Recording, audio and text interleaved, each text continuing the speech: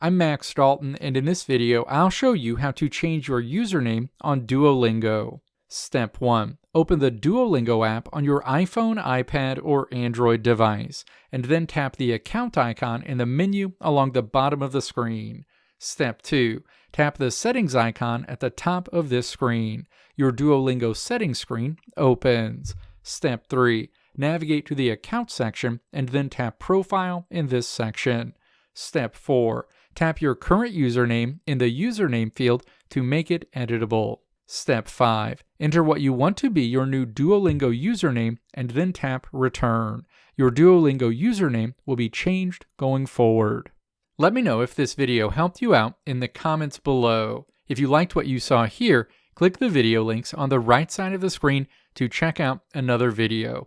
Or click the logo on the left side of the screen to check out my tutorial website at www.maxdalton.how.